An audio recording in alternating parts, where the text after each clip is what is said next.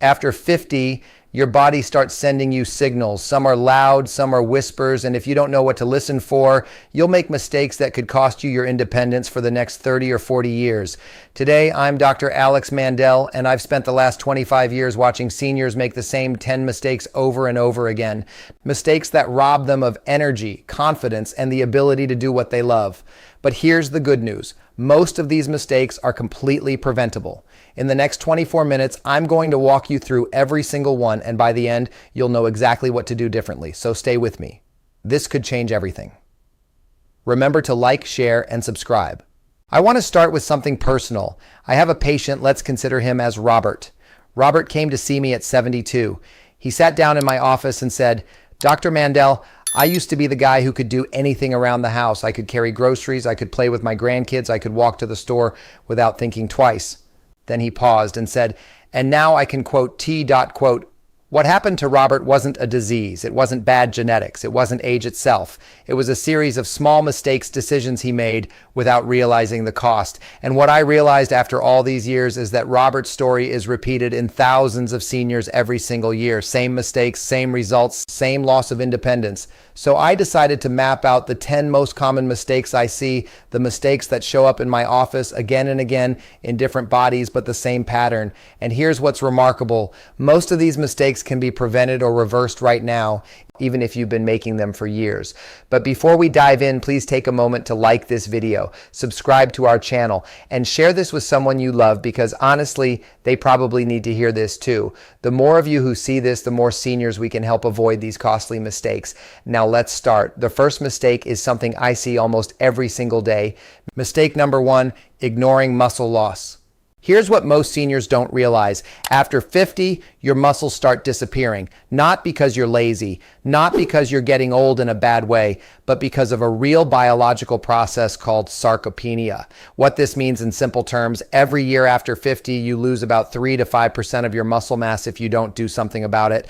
Now, that might not sound like much, but over 10 years, that's 30 to 50% of your muscle gone. And that's the difference between independence and needing help. I had a patient, consider her as Margaret. Margaret was 68 when she came to me. She said, "I'm not weak, I just noticed things are harder. Getting up from a chair took longer. Climbing stairs felt different. Carrying her groceries from the car felt impossible some days." Her family started noticing too. Her daughter told me, "Mom used to be so strong, now I worry about her when she walks." What happened next surprised everyone. Margaret started doing simple resistance exercises, nothing fancy, just twice a week for 30 minutes. Within 8 weeks, she was carrying her own groceries again. Within 4 months, she was playing on the floor with her grandkids without pain. That's what muscle loss looks like, and that's what recovering from it looks like. But here's the critical mistake. Most seniors wait until they're already weak to address this, and that's backwards. The time to protect your muscle is right now. Don't forget to like and share this video.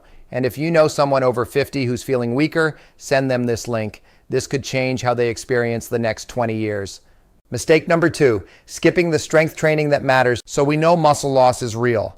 But here's the mistake I see next. Seniors think exercise means walking. Now, walking is wonderful. I recommend it. But walking doesn't stop muscle loss. Walking doesn't build the strength you need to live independently. What stops muscle loss is resistance training. That means your muscles have to work against force. I had a patient, let's consider him as David, who was 75. He walked every single day, 2 miles, consistent, but his legs were getting weaker. He couldn't stand up from the toilet without using his arms. He couldn't climb more than 1 flight of stairs without stopping. He said to me, "Dr. Mandell, I'm exercising. Why aren't I getting stronger?"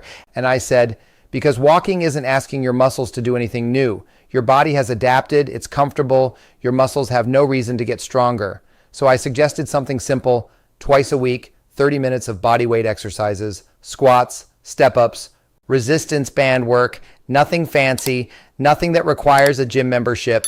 His children noticed something changing within 2 weeks. He started moving differently. He stood straighter. He walked with more confidence. 3 months later, his daughter said something I'll never forget. "I don't worry about dad falling anymore." That's the real outcome. That's independence. But the mistake is waiting. The mistake is thinking, "I walk, so I'm exercising enough." The mistake is not challenging your muscles when you still have time to make a real difference. The good news, and this is important, is that muscle responds at any age. Even at 80, 90, even past that, your muscles remember how to be strong. They just need to be asked. But that request has to come from resistance, from weight, from force, not just from steps. Mistake number 3, poor nutrition, eating but not nourishing. Okay, we've talked about muscle, but here's what feeds muscle: nutrition. And this is where I see a massive, massive mistake. Most seniors are eating enough food. The problem is they're not eating the right food. I had a patient, let's consider her as Helen, who was 71. She lived alone, and most days her diet looked like this: toast for breakfast, a sandwich for lunch, maybe some soup for dinner. When I asked her about protein, she looked confused. Protein? I'm not trying to build muscle, doctor. I'm just trying to stay normal. But here's what she didn't understand. Maintaining muscle requires protein. Without enough protein, your body starts breaking down muscle to get the amino acids it needs for other functions. It's like your body is slowly, invisibly eating itself. So I asked Helen a simple question: how much protein are you eating every day? She didn't know. Most seniors don't. After 50, you need about 1 gram of protein per pound of body weight. For a 150-pound senior, that's 150 grams of protein per day. Most seniors are getting 60, 70, maybe 80 grams. So Helen was literally starving her muscles while feeding herself. We changed her diet: more chicken, more fish, eggs, Greek yogurt, cottage cheese, beans, things she already liked, just more intentional about including them. Within 2 months, Helen told me something that made me smile. She said, "I have more energy. I didn't expect that." And her daughter said, Mom seems like herself again." The mistake wasn't that Helen was eating too much. The mistake was that she wasn't eating enough of what matters. Here's another part of the nutrition mistake: hydration. After 50, your thirst mechanism actually gets weaker. You don't feel thirsty the way you used to, but your body still needs water. I see seniors who are chronically dehydrated and they don't even know it. Fatigue, brain fog, constipation, muscle cramps, all of these can be symptoms of dehydration. So the mistake is thinking, I eat, I drink when I'm thirsty, I'm fine. You're probably not fine. You're probably dehydrated. And if you want to keep your independence, you need to start paying attention to what you're feeding your body. Mistake number 4, ignoring balance and fall prevention. I need to tell you something that keeps me up at night. Every 11 seconds, a senior falls. Every 11 seconds, and every fall has consequences. A broken hip at 75 doesn't heal like a broken hip at 25. What might have been a minor injury in younger years becomes a life-changing event. I had a patient, let's consider her as Ellen. Ellen was 79. She lived with her husband in a 2-story house. She loved her house. She loved her independence. One morning, she was coming down the stairs with a laundry basket, missed a step, and fell. The fall fractured her hip. The hip replacement was successful. The surgery went fine. But what happened next is what really matters. After the fall, Ellen was afraid. She couldn't go up and down stairs alone. She couldn't carry things. She couldn't do the things that made her feel like herself. 6 months later, her daughter told me, "Mom still lives in our house, but she doesn't really live anymore. She's afraid to do things." And that's the real tragedy. Not the fall itself, but the loss of confidence and independence that follows. Now here's what kills me. That fall was preventable. Ellen's balance had been declining for months, but she didn't do anything about it. No one told her to. No one warned her. And most seniors make this same mistake. They wait for the fall to happen before they start thinking about balance. But balance is a skill. It's trainable. It's preventable. Simple exercises: standing on one leg, walking heel to toe, Tai Chi. These things can reduce your fall risk by up to 50%. 50%. So the mistake is not taking balance seriously until after you fall. The time to work on balance is right now. And here's another part of this mistake. Most seniors don't know their fall risk. They don't know their home has hazards. Loose rugs, poor lighting, clutter, slippery floors, missing grab bars. These things might seem minor, but to a 60 or 70 or 80-year-old body, they're life-changing risks. So the mistake isn't just ignoring balance. It's ignoring the environment that makes falling more likely. Please, if you're over 50, take this seriously. Work on balance now. Fix the hazards in your home now, because a fall doesn't just hurt your body. It takes away something precious: your independence. Mistake number 5, neglecting sleep and recovery. I want to tell you about sleep because I think it's one of the most underrated things that happens to your body after 50. Your sleep changes. This is real. It's not in your head. The architecture of your sleep literally transforms. I had a patient, let's consider him as Thomas, who was 68. He came to me and said, "Doctor, I'm not sleeping well. I'm waking up at 3 in the morning. I can't go back to sleep." I asked him, "What are you doing when you wake up at 3?" He said, "I just lie there, frustrated, getting more tired." And I said, "That's the mistake. You see, sleep after 50 is different. You might wake up more. You might have lighter sleep. You might sleep fewer total hours. But the mistake most seniors make is fighting against this. Instead of accepting that sleep looks different, they get frustrated. They get anxious about sleep. And anxiety about sleep makes sleep worse. What Thomas needed to understand was this: quality matters more than quantity. 7 hours of good sleep is better than 9 hours of fragmented sleep. So I gave him practical advice. I said, if you wake up at 3 and you're not falling back asleep within 15 minutes, get up, read, sit quietly, don't lie in bed, fighting sleep. His brain needed to relearn that bed was a place for sleep, not for frustration. Within 3 weeks, his sleep improved dramatically. And here's what surprised him. His energy during the day improved too. His mood improved, his appetite improved. Sleep isn't just about resting, it's about recovery. Your brain clears toxins during sleep. Your muscles repair during sleep. Your hormones regulate during sleep. Without sleep, everything breaks down faster. And here's the other part of this mistake. Most seniors aren't addressing what's causing poor sleep. Sleep apnea, restless leg syndrome, acid reflux, anxiety, pain. There are real treatable reasons your sleep might be bad. So the mistake isn't just not prioritizing sleep. It's not investigating why your sleep is bad.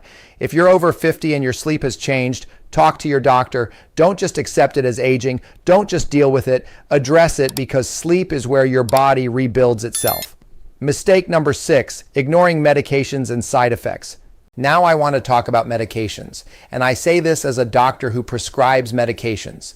Most seniors don't understand what their medications are actually doing. I had a patient, let's consider her as Patricia, who was 73. She was on 8 different medications: blood pressure, cholesterol, diabetes, depression, anxiety, and others.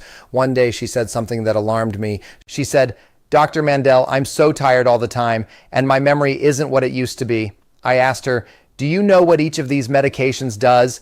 She looked at me honestly and said, "No, I just take them because you told me to." And that's the mistake, taking medication without understanding what it does or why you're taking it. So we did something simple. We reviewed every single medication, not to stop them. Many of them were necessary, but to understand them. And what we found was this: 2 of her medications were known to cause fatigue. 1 was known to affect memory. Another was causing constipation, which was making her feel worse. We didn't stop the medications, but we changed dosages. We changed the times she took them. We replaced one with a different option that had fewer side effects for her particular situation. And within 2 weeks, her energy came back. Her memory cleared. She felt like herself again. But here's what's remarkable. If she hadn't spoken up, this could have gone on for years. She would have just gotten older and older, getting more tired, and nobody would have connected it to the medications. The mistake seniors make is assuming that if a doctor prescribed it, it must be working perfectly, or assuming that side effects are just part of aging. They're not. Most medications have side effects, and after 50, your body processes medications differently. A dose that works perfectly for a 40-year-old might be too much for a 70-year-old. So the mistake is not asking questions, not keeping track of side effects, not telling your doctor when something doesn't feel right. And here's another critical mistake: taking medications prescribed by different doctors who don't know about each other. One doctor prescribes something for blood pressure, another doctor prescribes something for arthritis, another prescribes something for anxiety. None of them know about the others, and sometimes these medications interact in ways that cause real problems. So my advice is this: have a medication review with your doctor at least once a year. Bring all your medications, ask what each one does, ask if there are side effects, ask if all of them are still necessary, because medication should improve your life, not make it harder. Mistake number 7, skipping preventive health checks. Here's a mistake I see constantly. Seniors stop going to the doctor because they think they're fine. I had a patient, let's consider him as Frank, who was 76. He came to see me for a blood pressure check, which he did reluctantly. He said, "I feel fine, doc. I don't need to be here." But during that appointment, we found something. His blood sugar was dangerously high. He was pre-diabetic, sliding into diabetic territory. He had no symptoms. He felt completely fine, but his body was already in trouble. Now, because we caught it early, we could address it with diet changes, with exercise, with careful monitoring, not with medications yet. But if Frank had skipped that appointment, if he'd listened to his feeling of, I'm fine, that diabetes would have progressed silently for years. And by the time he noticed symptoms, the damage would have been serious. That's the mistake. Assuming that I feel fine means I am fine. Many diseases don't announce themselves. They develop quietly. By the time you feel something, significant damage may already have happened. Screenings catch problems early. Early detection changes outcomes. It's the difference between managing something and being managed by something. And here's another part of this mistake. Most seniors don't know what screenings they actually need. After 50, you need certain screenings. Colonoscopy, bone density, vision and hearing checks, skin cancer screening, blood work, heart function tests. These aren't optional. These aren't luxury appointments. These are the things that catch problems when they're still fixable. I had a patient, let's consider her as Susan, who hadn't had a mammogram in 5 years. I don't have symptoms, she said. Why would I need one? She got the mammogram. They found something small, something early. Her daughter told me later, if mom hadn't gotten that screening, if we'd waited until she had symptoms, she didn't finish the sentence, but we both knew what it meant. So the mistake isn't just skipping doctor's appointments. It's not getting the screenings that are designed to catch problems early. Please, if you're over 50, make an appointment with your doctor this month. If you don't know what screenings you need, ask and do them. This could literally save your life. Mistake number 8, poor posture and flexibility. I want to tell you about something you probably don't think about, posture. Your posture isn't just about standing up straight. It's about how your body distributes force. It's about how your joints age. It's about how your body functions. I had a patient, let's consider him as George, who was 70. His wife was worried about him. She told me, he's starting to hunch over. He looks older than he is. When I examined George, I could see it immediately. His shoulders were rounded, his head was jutting forward, his spine was curving in a way that put stress on everything, and he was in pain, neck pain, back pain. He thought this was just aging, but it wasn't aging, it was posture, and posture can be changed. We started with simple exercises, stretching, strengthening the muscles that support good posture, awareness of how he was sitting and standing. Within 8 weeks, George was standing taller. The pain was better. His family said he looked younger. But here's what's important. This wasn't cosmetic. The pain reduction was real. His breathing was better. His digestion was better. When you improve your posture, you improve how everything works. So the mistake is thinking posture doesn't matter. It matters immensely, and this connects to flexibility. After 50, most people get stiffer. That stiffness comes from lack of movement, from muscle shortening, from not stretching. But stiffness is dangerous. Stiff joints and muscles are fragile. They're more prone to injury. They move less efficiently. I had a patient, let's consider her as Ruth, who couldn't touch her toes. She couldn't look over her shoulder comfortably. She couldn't bend down to pick something up without pain. She said, I'm just not flexible, never have been. But flexibility improves with practice. It improves at any age. We started gentle stretching, regular, consistent, gentle stretching, nothing extreme, nothing painful. 6 weeks later, Ruth could touch her toes, she could turn her head, she could bend down without pain or fear, and something unexpected happened. Her overall pain decreased because as she became more flexible, she was moving differently, moving more freely, putting less stress on her joints. So the mistake is thinking posture and flexibility are vanity concerns. They're not. They're foundations of independence and pain-free living. If you're reading this and you're spending most of your day sitting, you need to hear this. Sitting is slowly tightening your body. Your hip flexors are shortening, your chest is rounding, your back is weakening. You need to move, you need to stretch, you need to intentionally maintain your posture and flexibility because how you move right now determines how well you'll move in 10 years. Mistake number 9, isolation and mental health. I want to talk about something that's not physical, but it's one of the most important predictors of health after 50, isolation. I had a patient, let's consider him as James, who was 77. His wife had passed away 2 years earlier. His children lived far away. He didn't have many close friends. He came to my office and physically he seemed fine. Blood pressure was decent. Cholesterol was okay. But when I asked him, how are you really doing? There was a long silence. He said, I'm lonely. And that simple answer opened the door to understanding so many of his health problems. James was eating poorly because he didn't have anyone to cook for or eat with. He wasn't exercising because he didn't have motivation. He wasn't sleeping well because his mind was active at night with thoughts. He wasn't just isolated. His isolation was making everything else worse. So we didn't just treat his symptoms. We addressed his isolation. I recommended a senior center, a volunteer opportunity, a hobby group, things that would get him around people. His daughter told me months later, "I don't recognize my dad in a good way. He's like himself again. He's engaged. He's interested in things." And his health markers, they all improved because isolation isn't just sad. It's toxic. Studies show that chronic isolation increases mortality risk. It increases depression. It accelerates cognitive decline. It affects immune function. Yet so many seniors are isolated, some by circumstance they've lost friends or family, moved away from community, become less mobile, but some by choice. They think, "I don't need people, I'm fine alone." That's the mistake. Humans are social creatures. We need connection. As we age, we need it more, not less. And here's another part of this mistake: mental health. Depression doesn't always look like sadness. In seniors, depression often looks like fatigue, loss of interest, appetite changes, pain. I see seniors who are being treated for pain, but what they really have is depression. Treat the depression, the pain gets better. I had a patient, let's consider her as Dorothy, who was 69. She came in complaining of widespread pain, aching everywhere, fatigue. We did extensive tests. Everything came back normal. But when I asked deeper questions, Dorothy admitted her husband had had a stroke. Her grandkids were going through difficulties. She worried constantly. She felt overwhelmed. She had depression, and her depression was showing up as physical pain. We addressed the mental health component: therapy, sometimes medication, stress management, connection with friends, and the pain dramatically better. So the mistake is not taking mental health seriously. The mistake is thinking depression is just a mood problem. It's a whole body problem. If you're over 50 and you're noticing changes in mood, energy, interest, sleep, these things matter. Talk to someone, get help. Don't just accept it as aging, because mental health determines physical health, connection determines resilience, and loneliness determines decline. Mistake number 10, not planning for the future. The last mistake is perhaps the most important, and it's something most seniors don't want to think about.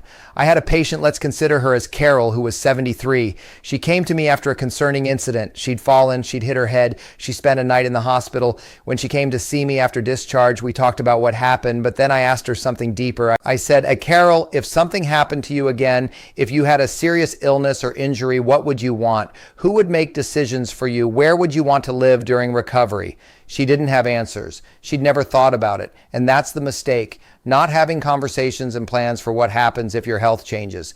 Seniors often think, I don't want to think about that. I don't want to plan for things going wrong. But here's the thing, when crisis happens, and it does, and you don't have a plan, the decisions get made by other people. Decisions about your care, your living situation, your finances, your medical wishes without your input. Carol didn't want that. So we sat down, we talked about what kind of care she wanted, whether she'd want to stay in her home or move, who she trusted to make decisions if she couldn't. We discussed finances, insurance, legal documents. It wasn't a fun conversation, but it was powerful. And what happened next was something beautiful. Her family felt relief. They knew what Carol wanted. They weren't guessing. When things got complicated, and they eventually did, everyone knew how to help Carol in a way that honored her wishes. So the mistake is avoiding these conversations. Here's what you need to do starting today.